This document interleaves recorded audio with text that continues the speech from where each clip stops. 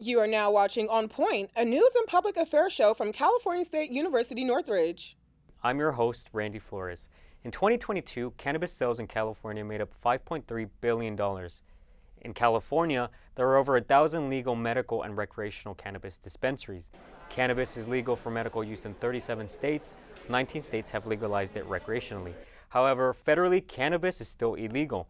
It is considered a Schedule I drug with substances like heroin and meth. Because of its Schedule I status, federal law prohibits the manufacture, distribution, and possession of cannabis. So how do states with legal cannabis navigate these federal laws? In states where cannabis is legalized, state-imposed penalties will not apply. However, federal imposed penalties may apply. In states where cannabis is decriminalized, the criminal penalties for possession would either be removed or lower based on the state. There has been a push to legalize cannabis not just for recreational use, but for its medical value as well. Cannabis can be used to treat the side effects of cancer treatment and chronic pain. With us today, we have Mr. Ron Leiker, a consumer of medical CBD. I want to get right into it. You're a user of cannabis. How exactly did you find out about this? I guess it started back in 2012, 13. I had some surgery and actually had both hips removed and replaced. And then what happened was that I was on the pain medication because of the surgery. And it kind of went on for a couple of years. And then I tried to get off of it. It was very, very difficult. The pain medication I was using at the time said that there'd be no problem, but it was. But then as that happened, there was the words of cannabis, the CBD portion of the cannabis that came to view. And it was interesting because when I first thought about it, I thought, well, I only had relationships of just this cannabis with the THC, which was the marijuana, but what I didn't know was the side effect with the CBD, how it worked. And I thought, well, I'll give it a try. And I actually started using it, and I guess when it became legal in 2016, because you couldn't get it anywhere, because anything you could get was actually just the marijuana. But I wanted to try the cannabis, the CBD, and it's actually started helping. And at first I thought it was mental, but then I did notice that the pain pills I was able to get off of, and then I was started using Advil, and then all of a sudden I got diminished with that also. And the CBD it did two things. It actually lessened the pain, but I think the other thing is it took the anxiety away. And I think that I was having actually problems with sleeping at night, and the CBD helped me that way also. And have you had experiences with cannabis in the past, or how exactly did you fall into that? The medical professional helped you? Well, it wasn't. What happened to me was the fact that I had used it, years, decades ago as recreational, and it was illegal at that time. But I enjoyed it and all this. But then I started having problems with. I got a little bit freaked out with it, and it was. I couldn't handle it, not the sense I could stop using it. It wasn't that. It was just the fact that I would get into kind of like a paranoid state from it. The beginning was fine, and then all of a sudden I get to this one portion of it, and I thought, no. So at that time I stopped. And then I hadn't used it for years, and then all of a sudden when this came to view, I thought, well, I'll give it a try. And it worked out great. How do you say it compares to like a regular medication? It's funny because you don't, regular medication, I think sometimes you feel a numbing, I think, and the pain goes away, but it doesn't, the regular medication doesn't help you with the mental aspect, the anxiety that you might get from the pain. Whereas when I did the CBD, it just made me relax.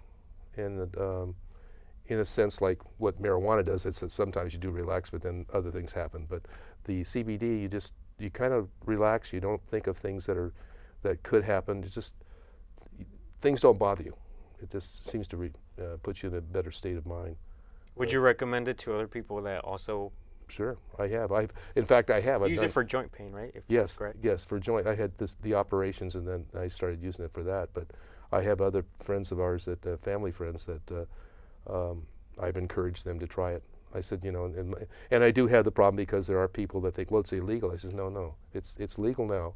But I said, I'm not talking about THC. I'm talking about the CBD for the medical portion of it. And they Some have used it, and others are because of the stigma of the drug. They don't. But I find it's nature's use of it, whatever they're what they're getting out of nature's, it's working, versus something that comes out of a pharmacy. And that's what I started trying to teach them too. Is say, hey, it's you don't have these pills that have side effects. There's no side effects with this. And it's just natural, and that's what I try to tell people, that would you rather have the pharmacy and then you have the drugs that could affect your liver or whatever? This doesn't do anything. So, as far as my knowledge, comparative to the medication that you take. Well, I would say it's the same, but sometimes the medicine I would think would be a little bit better, but you don't notice with the CBD. What happens is when you're using it, it does decrease in time, but it's not subtle. Whereas a hard medicines, pharmaceuticals, sometimes you take and you feel great for maybe 3 or 4 hours, and then all of a sudden you feel that pain coming back. Whereas the CBD seems to, I guess, lessen that distinction of when it comes and goes. It's just it's more mellow. How often do you have to use it compared to when you were taking regular medication? I probably use it 4 times a day. And what kinds? It's actually a tincture, so it's a liquid and it's an eyedropper. And they do have another one I've tried once in a while too. They have they call gummy bears, and it has portions of CBD in it. And that's what I use for sometimes at night. But those have been the benefits. I think are great. I don't see any side effects from it, other than the fact there's the taste is not that great when you first start. But other than that, it's just I find it now it's just normal. It's just part of, rather than go to an Advil or aspirin or something like that, I just take this, and it probably takes about a half an hour, and all of a sudden things seem to settle down. How easy do you think it would be if you had to travel out of state to get this medication somewhere where it's not legalized? What would you do in that instance? I haven't come across that. Okay. But I don't know. I mean, I guess certain states where it's not legal, you would have a problem with that. So it's just you've asked a good question. I don't know what I do. I mean, it's just something that if you had the gummy bears, but I don't know if they could detect the gummy bears or whatever. Sure. If it was a problem, but it's something that I guess you'd have to look ahead of time, figure out what to do when you're in those areas. All right. Thank you so much for Sure. that answer. Thank you to Mr. Leiker. Our reporter Siobhan talked to a few people about the current laws surrounding cannabis in America. Cannabis laws have been a controversial topic for decades. While some countries have already legalized the use of cannabis for medical or recreational purposes, others continue to prohibit it entirely. It is crucial to understand the legal landscape to make informed decisions and advocate for change in the growing cannabis industry. Max Lombari, the lead supervisor of High Dispensary in Northridge, says cannabis laws have a racial history going back more than 90 years ago. It recently became illegal in the 1930s, and it was kind of put down on minorities with segregation laws in order to target the demographic of minorities like myself, Latinos, and African Americans, in order to be seen as like the devil's lettuce. And it was really just like a political movement that started making it seem like it was a bad drug. Jackie Bryant, the managing editor of San Diego Magazine, says that not many Americans disagree on weed legalization as you would think. Cannabis legalization is actually one of the few issues being voted on in modern America that crosses both aisles. Actually, like all Americans, not all, but most, I think like the numbers are 60, 70, 80% are in favor of it, regardless of their political affiliation. Dr. Yafai, a medical practitioner and leader of Relief Institute, says having knowledge of the medical factors of the use of cannabis is a key element in helping eliminate stigmas behind the medicine. I think it is getting your local doctors to understand that this is a medicine, and that whether or not they want to acknowledge that it's helpful or hurtful, they at least have to get educated about it. Cannabis laws continue to be a complex issue in today's society. Whether you use cannabis for medical or recreational purposes, it's important to stay knowledgeable on this complex issue. Northridge, California, Siobhan Pert, On Point. I'd like to now introduce Mr. Arash Hashemi. He's an experienced criminal defense lawyer in the state of California. Now, Mr. Hashemi, marijuana is legal in California, but can someone still get in trouble for possessing it? Good afternoon. First of all, thank you for having me. Thank you for being here. Yes, you can get in trouble for possessing it depending on the amount you possess. So if you have an amount that's for personal use, you're not going to get in trouble. But let's say you're walking around or you're driving around with a pound of marijuana, you are going to get in trouble because the police are going to assume that that's for sale and it's not for personal use. So yes, you can still get in trouble for possession of marijuana. And for instances that people do still get in trouble, do you see that happening often? Or now that it's become legalized, is it a little more like, are cops a little more lenient? Well, they are, but again, it goes back to the amount. So I only see it happening when it's a large amount and the police, find a bunch of marijuana with a scale maybe or a bunch of money at the same time. So I think you want to know if people are getting in trouble for just having it recreationally, and no, they're not. But again, depending on how much you have, you can also get in trouble for transportation of marijuana.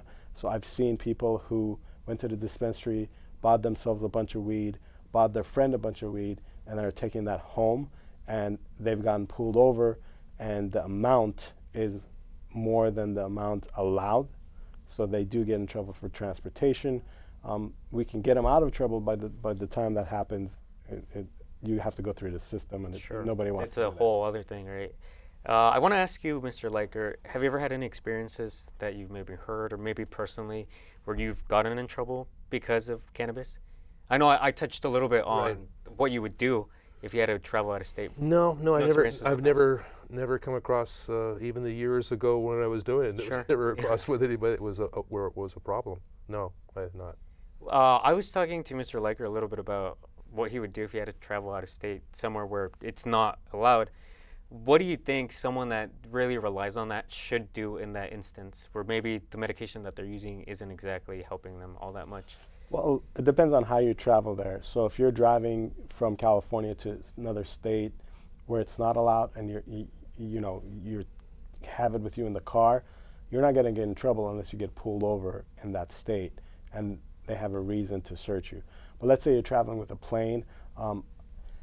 The TSA came and said that if you're transporting and you have like a joint on you and you're going from here to Vegas, Nevada has it, it's legal, the TSA won't mess with you. But if you're going to another state that's not legal, then you could get in trouble. So if you're going to go to a state that's not legal, I suggest you drive there.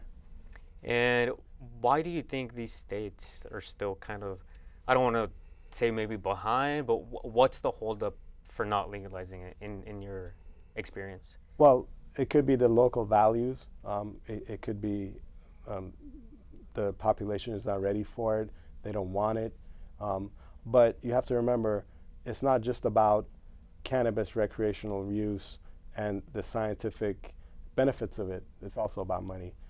Some states don't have the infrastructure to make it recreational legal, so that's why they haven't done it yet. And Mr. Leiker, in your opinion, do you think other states should approve this, where it's not legal to use recreationally or medically? I don't see a problem in it. That's why, yeah. Do you think the benefits outweigh maybe some of the negatives that? Yes, I do. I mean, for my background, just the medical portion of it, I think it would help out tremendously because there's so many people that have surgeries, whatever, and that there's like say like I had the hips and stuff like that. The pain is pretty bad, and it does last, and it doesn't go away quickly. And with this, it's manageable, and it's less harmful on your body. So that's why I think the state should involve it also. I don't see any reason why they can't. But again, I think like the other gentleman here said that their values. I mean, certain states are just kind of like have blinders on. Sure. And they just don't want to hear it. And Mr. Hashemi, sorry to cut you off, Sorry, Mr. sorry. Leiker. I wanted to ask you a little bit about in D.C., our Vice President Kamala Harris, she was popular, she was known for incarcerating people for marijuana cases. Why do you think that she kind of was against it, and then as the election started to come up, she kind of started to change her opinion. Even Joe Biden recently, it was just a couple months ago, where he issued a pardon for simple marijuana possession. Right. Why do you think the shift? Well, besides the political, Yes. advantages of shifting to what the people want, I think the federal government is waiting to see what's happening on the state level. And eventually, I think, in my personal opinion, they're going to remove it from the Class A distinction that they have it. But that's why they're waiting to see. Washington and Colorado were one of the first states. California, which is the biggest market, they're waiting to see. And eventually, they're going to repeal their own federal guidelines. But I think that's one of the reasons, because they're setting it up for when that day comes. Okay, thank you so much for that insight. Earlier, I went to Arizona to talk about the popularization of marijuana and the comparisons of the industry with California. Doesn't have to be all about the high.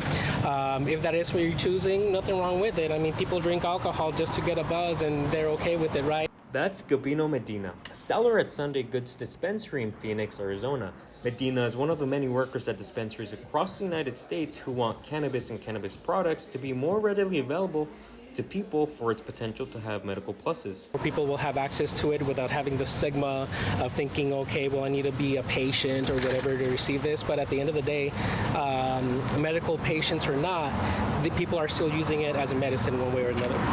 According to Marijuana Police Project, as of March 2022, a total of $11.2 billion in tax revenue was reported by states from cannabis sales.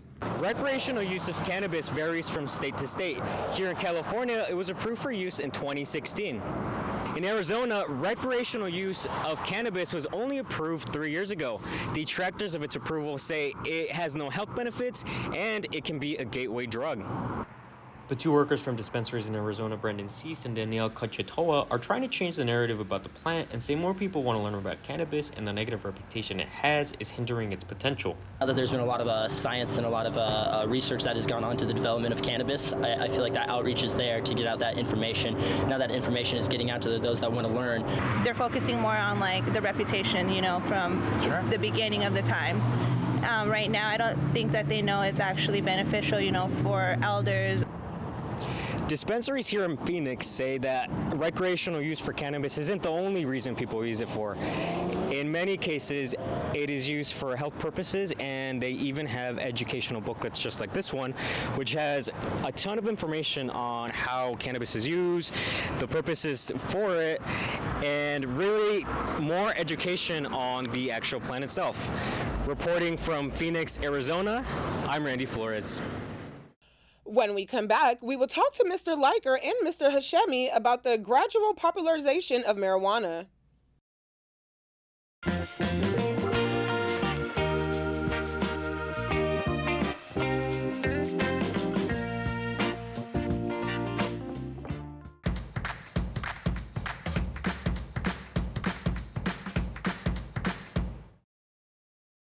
We are speaking to Mr. Leiker, a consumer of medical cannabis, and Mr. Hashemi, a criminal defense lawyer, about the popularization of weed and what it could mean for the future of America. Thank you so much again, you guys, for being here. Mr. Leiker, I want to start off with you. Would you say that marijuana has always been as popular as it is today, or do you think it has kind of shifted? I think it was more popular years ago, but it was underground. I mean, it was just a real popular drug, and it was at the time it was less harmful than a lot of the other things that were out there. But and I think the only other outlet at that time was basically was alcohol, and but which was legal. But I think the whole thing of the 70s, the revolutions, and people thought, and I think that had a big following. So I think it was popular then, but I think it's probably more popular now because because of the medical portion of it. I mean, I'm not promoting, but I just think that's helped a lot, and I do see it in the media. They talk about it. A lot of health people talk about the fact that I've heard with the instance, say for instance, of people with cancer and their treatments. They started finding that was one of the good benefits, the fact that when they're going through their treatments, their appetites decrease. Well, as they found out if they use the cannabis or the CBD, their appetite would remain, which is a big factor in healing. So I think those are the things that made it even more popular. And you're talking about the older generation that maybe being poo-poo the idea that, oh, this is drugs, it's dangerous, but I think they see the outcome as it's helpful. So I think it's more popular now. I do, but it always had a following. So, but Mr. Hashemi, I want to get your insight too. Why do you think it has become more popular, or has it always been this popular and it just got more attention recently when it became legal? Well, I believe it was popular, as my colleague here said. However, I think it became more mainstream once medical marijuana came into play, and then because of rap music and pop culture, it blew up and it became normal, mainstream, where it was underground before, and people looked bad upon it. But now it's become, I don't want to say normal, but it's become an everyday, where everybody knows about it, and you can get one at the dispensary around the corner. And how has the legalization of it changed your job? Is there anything different that you see more cases coming up with cannabis? No, we weren't seeing a lot of cannabis cases for personal use coming up, but now we don't see any, because, as I stated before, it's legal to have it. However, people need to understand it's being regulated just like alcohol. Just like you can't have an open container and walk down the street with it, you can't smoke a joint and walk down the street. I know people do it, but the police can actually give you a citation. You can't be high and drive. It's just like alcohol. You can't smoke near a school, things like that. So we don't see cases for use and possession of it. We see cases for violating the laws that regulate marijuana. And Mr. Leiker, as far as the instance that we have in cannabis today, do you think in California it's super big, do you think other states are going to catch on to that, or? I think, like you stated in that little excerpt that you had from Arizona, I think people are, they're going to see, and I think, like you were saying, that California is like a grounds for, let's see what happens. But I do feel that it will become more popular, because just the medical portion, I'm sorry, I keep going back to it, but I just think the benefit of that is just far outweighs. The only ones I think would be, and I'm sorry, I'm not trying to get anything in any conspiracy, but I think the pharmaceutical companies may not like it as much because of the fact that it does do a lot of good, and it's it's just something that I think that will encourage other states to look into and investigate, and then if they make the decision, at least they have something to stand by rather than just the thought of, well, it's a drug. And yeah, surprising to me when I went to Arizona to kind of research this, more people were telling me that they use it for medical purposes and not for the recreational purposes. They were kind of telling me that, sure, it's still fine if you want to use it recreationally, but the reputation that it has had in past years is kind of what's keeping people from learning more about it. And I think there's a lot of information that we can get from that. So what do you think is the legal process to kind of approving more dispensaries in other places? Well, that touches upon the question we talked about before. I do see a lot of cases with illegal dispensaries. So the medical purpose of it is great, but there's also a lot of money involved in it, because the governments, Colorado, Washington, make a lot of money from the taxes. So the California does not want illegal dispensaries, so they do raid them, they close them down, they shut them down. So we do see a lot of those cases. However, I think it's going to come to the point where the federal government is going to want their taste of the money too, and at that point, it's just going to be like alcohol. Sure. Yeah, it'd be interesting to see. Yeah. All right. Well, thank you guys so much. Sure. Our reporter, Matthew Bergula, went to a medicinal mushroom shop in Long Beach to investigate and ask the legalization of other drugs to see if it is on the horizon. In the conversation revolving around shrooms, people usually think of psychedelics or biodegrading fungi. Culture Shrooms in Long Beach provide legal mushrooms that are used for medicinal purposes. Those mushrooms are primarily being used to boost immunity, fight immune-related diseases, disorders, as well as lion's mane specifically being used and studied in the brain and what it can do to amyloid plaques, dementia, Alzheimer's. In Culture Shroom's grow room, it typically takes up to 6 weeks for mushrooms to fully bloom. These are used in chocolate, tea, and even coffee. Jose is a customer who uses a type of mushroom called lion's mane to help with anxiety. I just feel like just focused, just clear-minded. I know the direction that I need to go in, and I can do it without being nervous about other things. CSUN biology professor David Bermuda says psilocybin, known as the psychedelic mushroom, is offering favorable results in helping with mental illnesses as well. However, it is still undergoing trials. Some of the early reports for treating that are very encouraging. You also have to realize that those are early, small studies. Though it's still illegal in most states in America, Omar and Culture Shrooms are hopeful that psilocybin will be legalized within the next 5 years. Reporting from Northridge, California, I'm Matthew Brugula, On Point. Mr. Leiker, it was mentioned by a reporter that psilocybin is being used for its medical benefits. Would you ever be interested in maybe trying that for your joint pain? Or have you in the No, past? I haven't. Okay. No, I have not. I didn't even know about that, to be honest with you. I've just heard, I guess the promotion of the CBD has been so big that I haven't heard about this, to be honest. Yeah, I feel like this is still kind of in its early stages.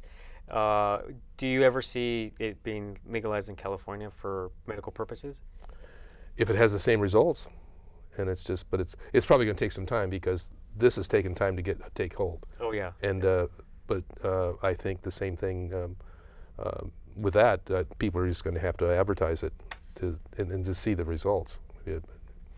People are going to have to investigate themselves and figure out, is this something for me?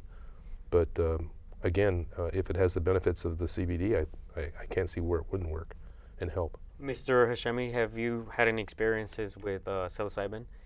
Not personally, I have not. Yeah.